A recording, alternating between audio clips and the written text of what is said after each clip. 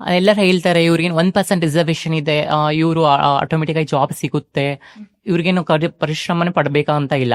ನಾವು 1% ಜಾಬ್ಸ್ 99% ನಾವು ಅದರ್ಸ್ಗೆ ಮೇಲ್ ಫೀಮೇಲ್ಗೆ ಬಿಟ್ಕೊಟ್ಟಿದೀವಿ. ಒಂದು ಮೇಲ್ ಫೀಮೇಲ್ನೇ ಒಂದು ಸರ್ಕಾರಿ ಹುದ್ದೆಗೆ ಹಿಡಿಬೇಕಂತ ಎಷ್ಟು ಕಷ್ಟ ಪಡ್ತಾ ಇದ್ದಾರೆ ಅಂದ್ರೆ, ಒಂದು ಟ್ರಾನ್ಸ್ ವ್ಯಕ್ತಿಯಾಗಿ ಸಮಾಜದಿಂದ ಹೊರಗಡೆ ಹಾಕಿ ಅವಮಾನಗಳಿಂದ ನೋಡ್ತಾ ಇದ್ದಾರೆ. ಇವಾಗ್ಲೂ ನಾವು ಒಂದು ಸರ್ಕಾರಿ ಉದ್ಯೋಗ ಇದ್ರೆ ಎಷ್ಟೋ ಕಡೆ ಮನೆ ಸಿಗ್ತಾ ಇಲ್ಲ, ಎಷ್ಟೋ ಕಡೆ ಉದ್ಯೋಗದಲ್ಲಿ ಕೆಲವು ತಾರತಮ್ಯ ಮಾಡ್ತಾರೆ. ಒಂದು ಮೆಡಿಕಲ್ ಪ್ರೊಸೆಸ್ ಅಲ್ಲಿ ಅಪಾಯಿಂಟ್ಮೆಂಟ್ ಪ್ರೊಸೆಸ್ ಅಲ್ಲಿ ತಾರತಮ್ಯ ನಡೀತಾ ಇದೆ. ಅದನ್ನ ನಾವು ಮೆಟ್ಟಿ ಹೊರಗಡೆ ಬರ್ಬೇಕಂದ್ರೆ ತುಂಬಾ ಕಷ್ಟ ಇದೆ ಮ್ಯಾಮ್. ಅಷ್ಟು ಸುಲಭವಾಗಿ ಯಾರಿಗೂ ಸಿಗಲ್ಲ.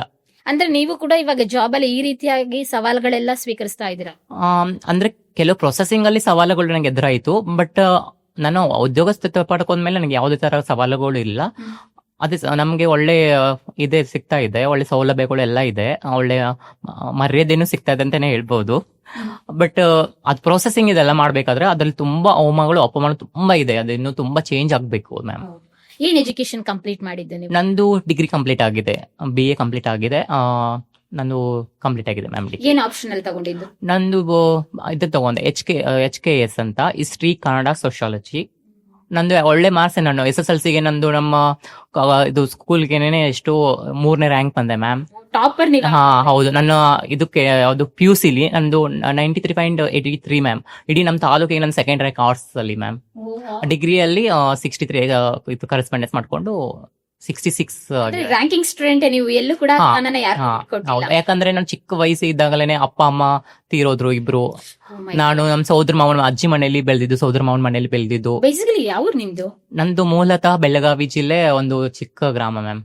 ಓ, ಯಾವ ಗ್ರಾಮ ಅಂತ ಹೇಳ್ಕೊಂಬೋದು? ನಮ್ದು ಮೂಡಲ್ಗಿ ಅಂತ ಒಂದು. ಗೋಕಾಕ್ ಪಕ್ಕ ಮೂಡಲ್ಗಿ. ಹೌದು ಹೌದು. ಮಹಾರಾಷ್ಟ್ರ ಬಾರ್ಡರ್. ಅಲ್ಲಿಂದ ಸ್ವಲ್ಪ 50 ಕಿಲೋಮೀಟರ್ಸ್. ಓಕೆ. ಹಾಗಾದ್ರೆ ನಿಮ್ಮ ಚೈಲ್ಡ್ಹುಡ್ ಡೇಸ್ ಹೇಗಿತ್ತು? ಅಂದ್ರೆ ತಂದೆ ತಾಯಿಗಳಿಲ್ಲ, ಕಸಿನ್ ಮನೇಲಿ ಬೆಳೀತಾ ಇದ್ದ? ನನ್ನ ಲೈಫ್ ಬಗ್ಗೆ ಹೇಳ್ಬೇಕಂದ್ರೆ ಮ್ಯಾಮ್, ಲೈಫ್ ಒಂದ್ ದೊಡ್ಡ ಪುಸ್ತಕನೇ ಬರೀಬಹುದು, ಒಂದ್ ಮೂವಿನೇ ಮಾಡ್ಬೋದು ಅಂತ ಹೇಳ್ಬೋದು. ಅಷ್ಟು ದೊಡ್ಡ ಸ್ಟೋರಿನೇ ಇದೆ. ಚಿಕ್ಕ ವಯಸ್ಸಲ್ಲಿ 6 ವರ್ಷದಲ್ಲಿ ನಂಗೆ ಅಪ್ಪ ಅಮ್ಮ ಇಬ್ರು ತೀರೋದ್ರು ಮ್ಯಾಮ್. ನಾನು ಹಿಂಗೆ ನಮ್ಮ ಅಜ್ಜಿ ಮನೆಯಲ್ಲಿ ಕಷ್ಟಪಟ್ಟು ಬೆಳೆದು. ಅಂದ್ರೆ ಪ್ರಪಂಚ ಅಂದ್ರೆ ಏನು ಅಂತಲೇ ಗೊತ್ತಿರಲಿಲ್ಲ ಮ್ಯಾಮ್. ಅವಾಗ ನಂಗೆ ಅಮ್ಮ ತೀರೋಗಿದ್ಮೇಲೆ ನಂಗೆ ಯಾವ ತರ ಹೆಂಗ್ ಬದುಕ್ಬೇಕು, ಸಮಾಜದಲ್ಲಿ ನಾವ್ ಹೆಂಗಿರ್ಬೇಕು ಅಂತ ನಂಗೆ ಗೊತ್ತಿರಲಿಲ್ಲ. ನಂಗೆ ಯಾರೋ ಹೇಳೋದು ಅಮ್ಮ ಎಲ್ಲಿ ಹೋಗಿದ್ದಾರೆ ಅಂತಂದ್ರೆ, ಅಮ್ಮ ಎಲ್ಲೋ ಬೇರೆ ಊರಿಗೆ ಹೋಗಿದ್ದಾರೆ ಅಂತ ಅನ್ನೋದು ಮ್ಯಾಮ್. ಆ ತುಂಬದಲ್ಲಿ ನಮ್ಗೆ ಸ್ಟ್ರಗಲ್ ತುಂಬಾ ಕಷ್ಟಪಡಿ. ಅಪ್ಪ ಅಮ್ಮ ಇಬ್ರು ಇಲ್ದೆ ಬದುಕೋದು ಈ ಸಮಾಜದಲ್ಲಿ ತುಂಬಾ ಕಷ್ಟ ಮ್ಯಾಮ್. ಏನಾಗಿ?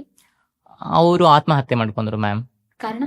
ಅಂದ್ರೆ ಅವ್ರ ಮನಸ್ತಾಪ ಮಧ್ಯದಲ್ಲಿ ಮಾಡ್ಕೊಂಡು. ನಾನು 6 ಇಯರ್ಸ್, ಇನ್ನು ನಾನು ಎಷ್ಟು 1ನೇ ಕ್ಲಾಸ್ ಮುಗಿದು 2ನೇ ಕ್ಲಾಸ್ ಇನ್ನು ಅಡ್ಮಿಷನ್ ಆಗಿದ್ದೆ ಅಷ್ಟೇ ಮ್ಯಾಮ್. ಎಷ್ಟು ಜನ ಮಕ್ಕಳು? ನಾನು, ನಮ್ಮ ಅಣ್ಣ ಒಬ್ಬರಿದ್ದಾರೆ. ಇಬ್ರು ಗಂಡ್ ಮಕ್ಳು? ಇಲ್ಲ, ನಾನು ಇವಾಗ ಇನ್ನು. ಆಗ? ಹೌದು. ಓಕೆ.